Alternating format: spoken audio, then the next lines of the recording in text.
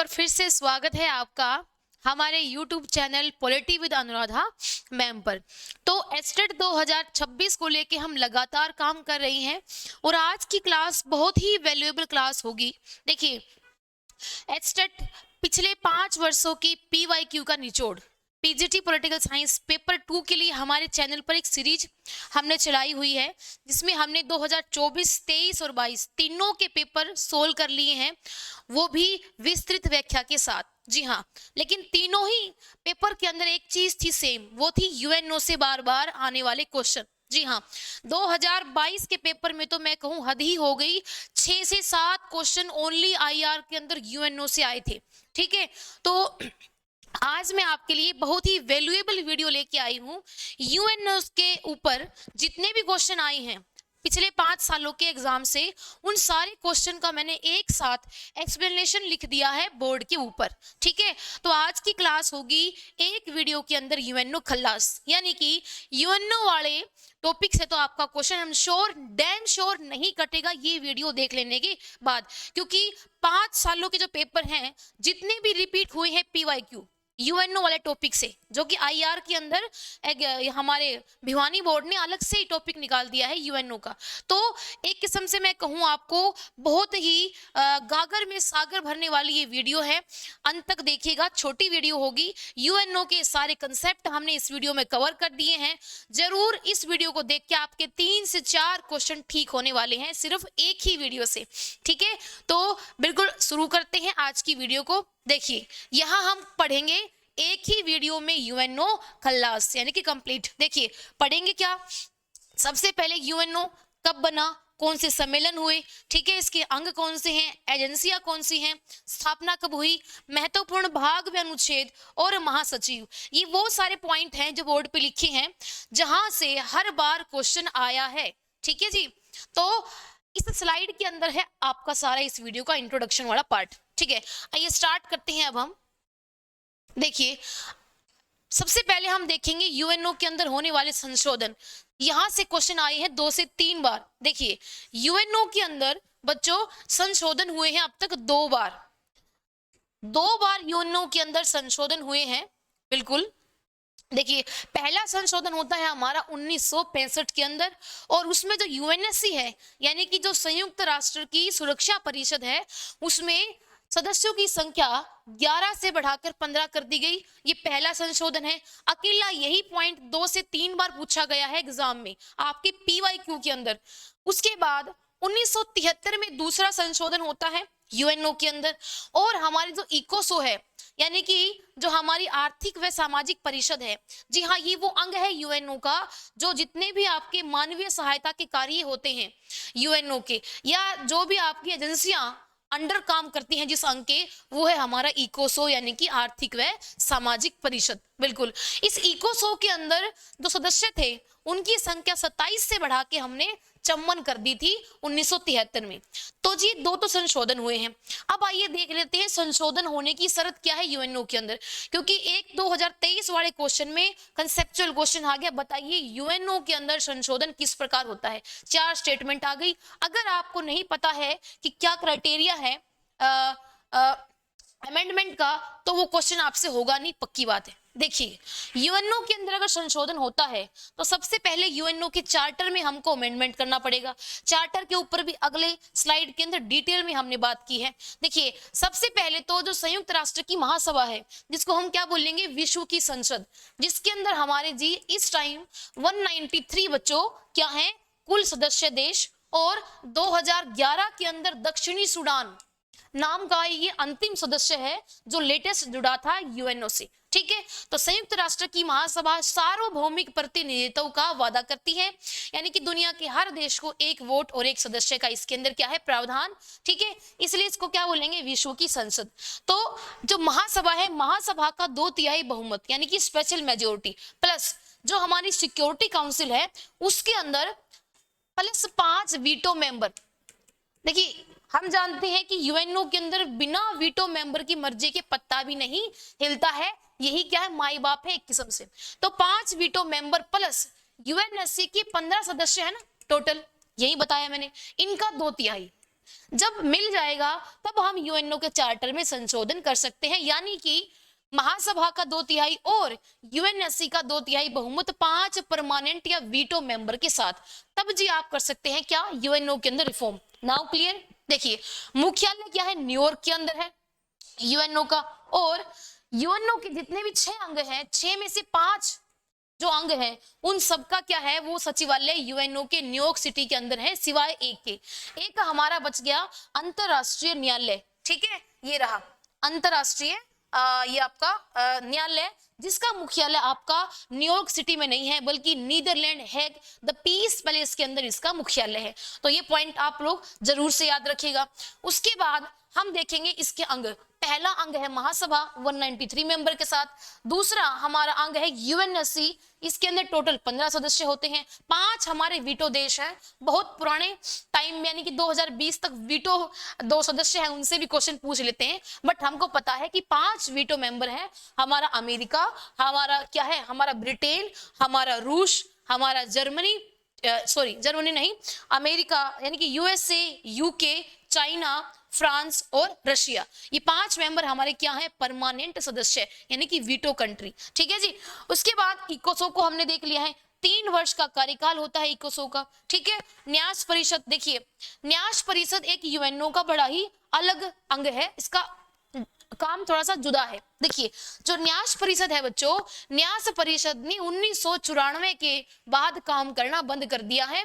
ठीक है। और आखिरी जो ट्रस्ट, जो हमारा ट्रस्टीशिप काउंसिल के अंडर काम करने वाला पार्ट था वो था पलाऊ। ठीक है।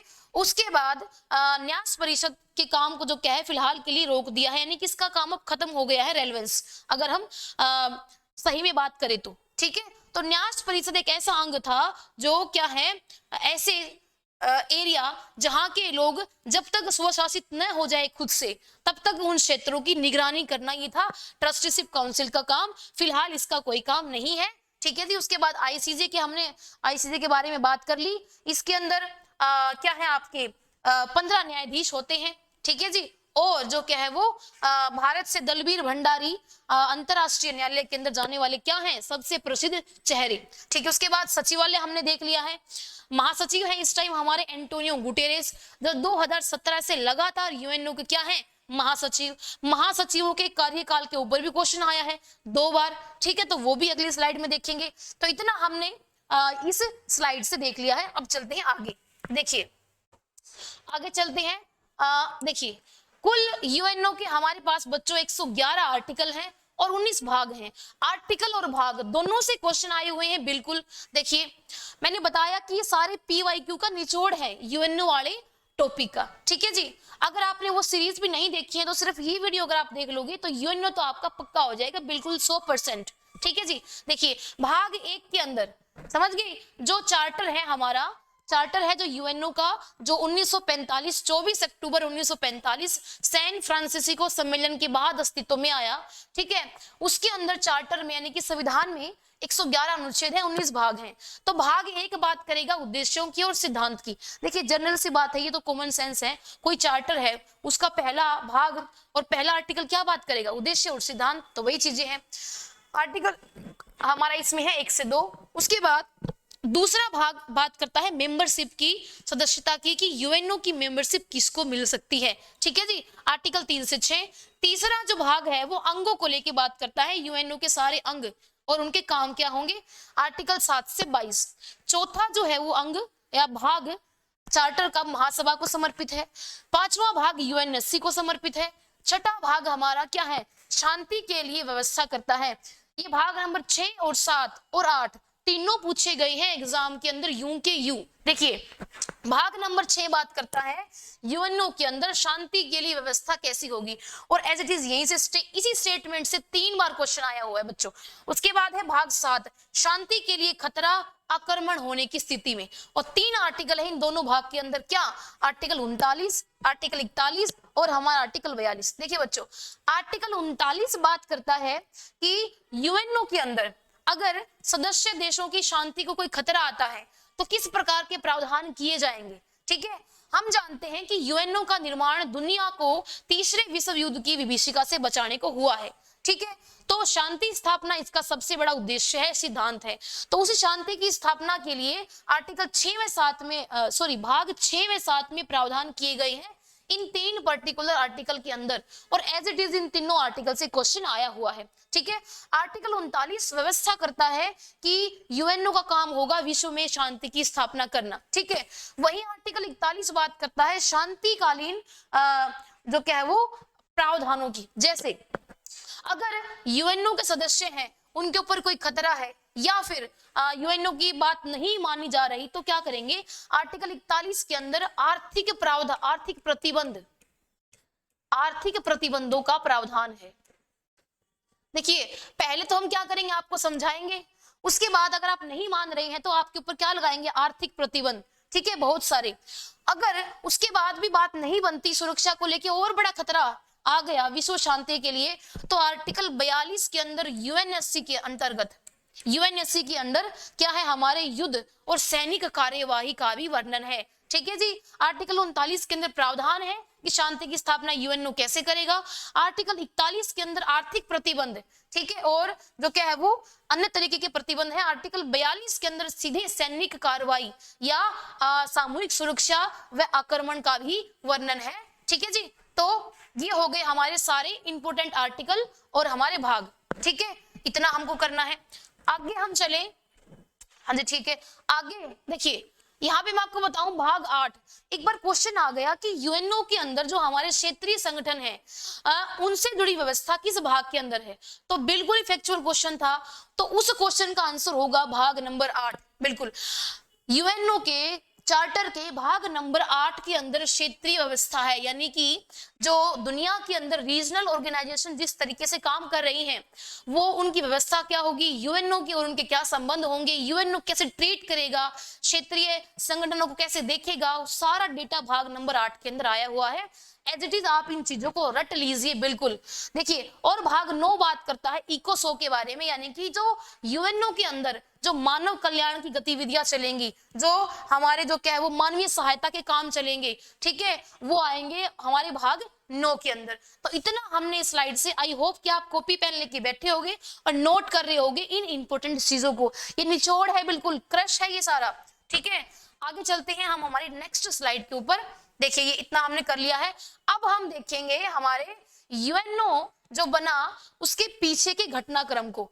देखिए, 3 से 4 बार क्वेश्चन रिपीट हुआ है यूएनओ से। जी हाँ, बिल्कुल, कि यूएनओ जब बना उसके पहले कौन कौन से क्या हुए, सम्मेलन हुए। ठीक है, और इनको सीक्वेंस में लगाने के लिए 2022 के अंदर एज इट इज क्वेश्चन आया हुआ है स्टेट का कि इन सम्मेलनों को क्या लगाइए आप, क्रम में लगाइए। देखिए, ये सम्मेलन आपको याद ही करने पड़ेंगे, इतना मुश्किल नहीं है। एक बार आप सीक्वेंस देख लोगे तो आप इन सम्मेलनों से क्वेश्चन बिल्कुल गलत नहीं करोगे। देखिए जी, हम जानते हैं कि 24 अक्टूबर 1945 को पूरी दुनिया के अंदर सैन फ्रांसिस्को सम्मेलन के बाद क्या हुई, यूएनओ की स्थापना। लेकिन उस स्थापना से पहले इतना सारा घटनाक्रम हो चुका था और ये सम्मेलन पेपर में पूछे जाते हैं। बिल्कुल, देखिए, सबसे पहले हम देखें, सबसे पहला सम्मेलन यानी कि पहला कदम सेकंड जो हमारा वर्ल्ड वॉर है, द्वितीय विश्व युद्ध के दौरान ही उठाया गया था 1941 के अंदर, और इसको हम क्या बोलेंगे, अटलांटिक चार्टर। तो सबसे पहला कदम है वो अटलांटिक चार्टर 1941 का। उसके बाद यूएनओ की घोषणा 1942, यूएनओ घोषणा से क्वेश्चन आया हुआ है। हमने क्यों तो क्या है, क्या सोचा कि 1945 होगा, लेकिन नहीं, एक यूएनओ घोषणा 1942 में भी हो चुकी थी कि एक संगठन हम ऐसा बनाएंगे जो विश्व शांति के लिए काम करेगा। क्योंकि हम जानते हैं बच्चों, इससे पहले 1920 में एक संगठन आया था, लीग ऑफ नेशन, जो कि पूर्ण रूप से असफल हो गया था। ठीक है जी, क्योंकि खुद अमेरिका इसका क्या नहीं बना मेंबर, और धीरे धीरे बाकी मेंबर भी छोड़ छोड़ के उसको जाने लग गए। तो 1942 की यूएनओ घोषणा जुड़ी है यूएनओ के निर्माण से। ठीक है जी, उसके बाद हम देखेंगे मॉस्को सम्मेलन और तेहरान सम्मेलन। 43 के अंदर 43 में 2 हुए हैं, मॉस्को और तेहरान। उसके बाद हम देखेंगे डम्बरटन ओक्स सम्मेलन, ये 44 में हुआ है। फिर 45 में 2 हुए हैं, याल्टा सम्मेलन 45 में, फरवरी 45 के अंदर। और फिर हम देखेंगे फाइनली सैन फ्रांसिस्को सम्मेलन, मई से हमारा जो क्या है वो आपका जून तक। देखिए, तो सबसे पहले यही याद कर लेंगे, अटलांटिक चार्टर 41 में हुआ है जी, बिल्कुल। फिर 42 के अंदर यूएनओ की घोषणा हुई है। फिर आपके 43 के अंदर 2 हुई है, मॉस्को सम्मेलन और तेहरान सम्मेलन, बिल्कुल। उसके बाद हम देखिए एक डम्बरटन ओक्स हुई है 44 के अंदर, फिर 45 में 2 हुई है, ठीक है। पहला हमारा याल्टा और उसके बाद दूसरा सान फ्रांसिस्को सम्मेलन 1945। और जो क्या है वो मैंने बता दिया, ये पॉइंट तो एक्सप्लेन कर दिया मैंने कि ट्रस्टीशिप काउंसिल ने 1994 के बाद काम करना बंद कर दिया है। अंतिम देश था वो पलाऊ था, ठीक है जी, समझ गए। तो यहां से इतना आपको समझ लेना है। आगे हम चलते हैं हमारी नेक्स्ट स्लाइड के ऊपर। नेक्स्ट स्लाइड, अगर मैं चाहती तो इसका पीडीएफ बना सकती थी, बट ये जो आपकी इंफॉर्मेशन है पीवाईक्यू के अंदर इतनी बिखरी हुई थी कि इनको एक पीडीएफ का फॉर्मेट देना मैंने जरूरी समझा नहीं, उनको आपके लिए लिख दिया बिल्कुल सीक्वेंस में। देखिए आगे हम चलेंगे नेक्स्ट स्लाइड के ऊपर, तो यहाँ हम बात करेंगे क्या, अदर फैक्ट यूएनओ से जुड़े हुए। देखिए अदर फैक्ट क्या है, भारत अब तक 8 बार यूएनएससी का क्या है, अस्थायी यानी कि नॉन परमानेंट मेंबर रह चुका है। और स्थायी सीट के लिए हम लगातार क्या है वो प्रयास कर रहे हैं, वो जब मिलेगी तब मिलेगी, ठीक है। तो 8 बार भारत यूएनएससी का क्या रहा है, अस्थायी सदस्य, और ये क्वेश्चन भी पूछा जा चुका है। देखिए सबसे पहले भारत बना था 1951 के अंदर सदस्य, ठीक है, पहला टर्म था। और भारत उन 50 देशों के अंदर भी शामिल था, ठीक है जी, जो यूएनओ के प्रारंभिक 50 सदस्य थे, ठीक है। तो पहला तो 1951 का था। 7वां जो लेटेस्ट जो भारत का क्या है कार्यकाल, वो है हमारा 2011 से 12। और अभी सबसे लेटेस्ट जो हमारा 8वां जो कार्यकाल है भारत का यूएनएससी के अंदर, वो 2021 से 22 है जी, ठीक है। अभी यहाँ हम एजेंसियां देख लेते हैं जो यूएनओ के अंडर काम करती हैं। देखिए आपका यूनिसेफ यानी कि संयुक्त राष्ट्र बाल संरक्षण कोष, ठीक है जी, ये यूनिसेफ यूएनओ के अंडर काम करने वाली क्या है, एक एजेंसी, ठीक है। और यूनिसेफ का मुख्यालय भी न्यूयॉर्क के अंदर है। उसके बाद यूएनएचसीआर यानी कि आपका यूएन शरणार्थी आयोग, ये भी एजेंसी है यूएनओ की। उसके बाद UNDP United Nation Development Programme, इसके बाद यूएनईपी ठीक है, यानी कि यूनाइटेड नेशन इन्वायरमेंट प्रोग्राम। इसके बाद यूनेस्को, ठीक है जी, यानी कि यूनाइटेड नेशन एजुकेशन, ठीक है, सोशल और आपका जो क्या है वो कल्चरल ऑर्गेनाइजेशन, समझ गए, हाँ जी। ये जो है आपका, ये जो आपका यूनेस्को है, इसकी जो है मुख्यालय फ्रांस पेरिस के अंदर है। यूनेस्को ये काम करता है क्या, आपकी शिक्षा, आपकी विज्ञान और संस्कृति से जुड़े जो क्या है वो जो यूएनओ के इनिशिएटिव है उनको लेके। उसके बाद हम देखेंगे नीदरलैंड हेग के अंदर हमारा क्या है, अंतरराष्ट्रीय न्यायालय का मुख्यालय है। तो ये थी एजेंसियां, ये ऐसी एजेंसियां हैं जो यूएनओ के अंडर काम करती हैं। इसके अलावा डब्ल्यूटीओ, आईएमएफ, वर्ल्ड बैंक, ये संस्था क्या है, अन्य संबद्ध संस्थाएं यूएनओ से जुड़ी हुई, ठीक है। अब आगे चलते हैं आज की हमारी नेक्स्ट जो क्या है वो स्लाइड के ऊपर। देखिए जी ये हमारे महासचिव हैं, महासचिव से 100% क्वेश्चन जो क्या है वो आएगा पेपर के अंदर किसी न किसी रूप में, ठीक है जी। देखिए तो सबसे पहले हमको क्रम याद करना है और ये आपको रटना ही पड़ेगा, ज्यादा मुश्किल नहीं है। 9 ही हमारे पास महासचिव हैं और जिनकी कोई खास उपलब्धि है उसको हमें अलग से नोट करना पड़ेगा, क्योंकि उपलब्धियों से क्वेश्चन आए हैं। बताइए जी किस महासचिव को कौन सा कब क्या मिला, नोबेल शांति पुरस्कार, या किसके काल में कौन सी महत्वपूर्ण घटना हुई, या इनको सीक्वेंस में लगाइए। सीक्वेंस वाला क्वेश्चन तो बहुत बार आया है एस्टेट के अंदर यूएनओ वाले टॉपिक से, ठीक है जी। देखिए महासचिव देखने हैं हमको, जो महासचिव कौन होता है, जो हमारी ये संयुक्त राष्ट्र मुख्यालय जो है उसके अंदर जो बैठता है उसको हम बोलेंगे क्या, महासचिव, यानी कि सेक्रेटरी। देखिए पहला जो हमारा महासचिव था वो था त्रिगवेली थे हमारे नॉर्वे से। पहला हमको पता है, रटा हुआ है, हमारा पहला महासचिव त्रिगवेली नॉर्वे से। टाइम था इसका 46 से 52 तक। इसके टाइम पे एक महत्वपूर्ण घटना हुई थी, यूएनओ के अंदर जो महासभा है उसके अंदर 1950 में एक शांति के लिए एक प्रस्ताव आया था। वो ये था अगर किसी कारणवश वीटो शक्ति के कारण अगर यूएनएससी पंगु हो जाती है तो महासभा भी यूएनएससी के काम कर सकती है। ये था 1950 का शांति के लिए एकता प्रस्ताव, और ये ना सिर्फ एस्टेट बल्कि अदर एग्जाम में भी आ चुका है। ये फैक्ट बड़ा इंपॉर्टेंट है, ठीक है। उसके बाद हम देखेंगे दूसरे जो महासचिव है हमारे वो है डैग हैमरशोल्ड, और ये थे हमारे 1953 से 61 तक, ठीक है जी। और डैग हैमरशोल्ड को शांति के लिए नोबेल पुरस्कार मिला था मरणोपरांत, और इनकी दुर्घटना एक विमान हादसे में हो गई थी। डैग हैमरशोल्ड की 53 से 61 इनका कार्यकाल है जी, इनको मरणोपरांत शांति पुरस्कार मिला। ठीक है, तीसरा जो है हमारा महासचिव यूएनओ का, वो है बच्चों यू थांट, और ये थे हमारे 1961 से 71। कोई खास इनके बारे में इंफॉर्मेशन नहीं है, बट क्रम में आपको याद करना है, ये तीसरे हैं। उसके बाद हम देखेंगे चौथे महासचिव हैं हमारे कूर्ट वाल्डीमर या कर्ट वाल्डीहाइम। ठीक है जी, इनका जो है वो 1952 से लेके 1972 से लेके 1981 तक का कार्यकाल है। फिर हम देखेंगे पांचवें जेवियर डी क्वेरल। ठीक है जी, 1982 से लेके 1991 तक इनका कार्यकाल है, 1991 तक। और सबसे फेमस घटना जो हुई है इनके काल में वो थी ईरान इराक का युद्ध विराम। ठीक है, इनमें इनकी भूमिका मानी जाती है क्या, ईरान इराक युद्ध विराम, पांचवी महासचिव जेवियर डी क्वेर के कार्यकाल में। फिर उसके बाद हम देखेंगे छठे नंबर के हमारे महासचिव हैं बुरसत घाली। ठीक है, बुतरस घाली, मैं इसको बुरसत से ही याद करती हूँ। ठीक है, बुतरस घाली 1992 से लेकर 96 तक इनका कार्यकाल रहा है। और इनकी काल की एक इंपॉर्टेंट घटना एजेंडा फॉर पीस, ये एक प्रस्ताव लेके आए एजेंडा फॉर पीस। कौन, हमारे छठे महासचिव Boutros Ghali, agenda for piece. ठीक है, उसके बाद हम देखेंगे कोफी अन्नान। समझ गए, कोफी अन्नान जो है वो 1997 से लेकर 2006 तक यूएनओ के महासचिव थे, और इनको 2001 में क्या मिला, नोबेल शांति पुरस्कार। ठीक है जी, तो ऐसे दूसरे महासचिव हैं ये यूएनओ के जिनको नोबेल शांति पुरस्कार मिला है। पहले हमारे कौन थे बताइए, दूसरे महासचिव डैग हैमरशोल्ड। ऐसे क्वेश्चन ही आते हैं। ठीक है, तो इस साल का जो 2025 का नोबेल पुरस्कार है वो किसको मिला है बताइए।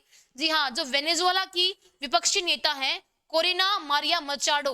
ठीक है, उनको मिला है 2025 का नोबेल शांति पुरस्कार।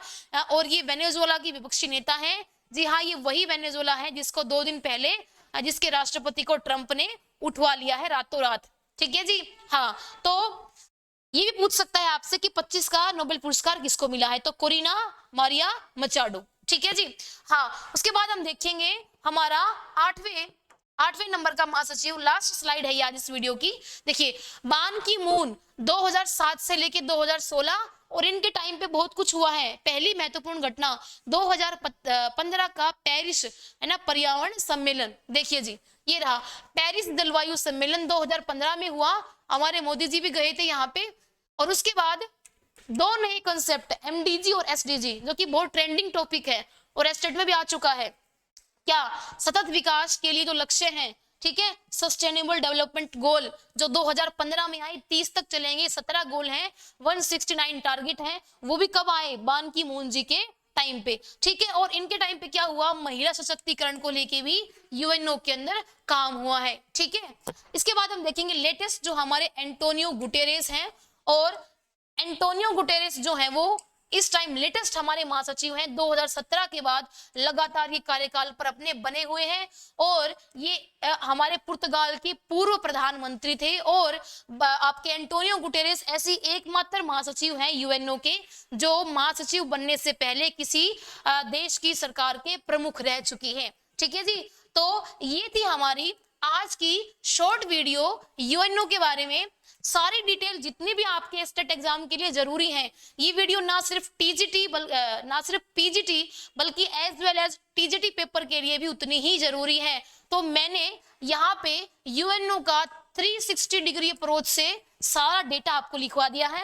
अगर आपको हमारा काम पसंद आता है, मेरी मेहनत आपको पसंद आती है, इतनी सी भी आपको हेल्प हुई है इन वीडियो से, तो जरूर से हमारे चैनल से आप जुड़े, इस वीडियो को बहुत सारा प्यार दें। अगली वीडियो होगी WTO के ऊपर ऐसे ही डिटेल इंफॉर्मेशन के साथ। तब तक के लिए बाय बाय, टेक केयर।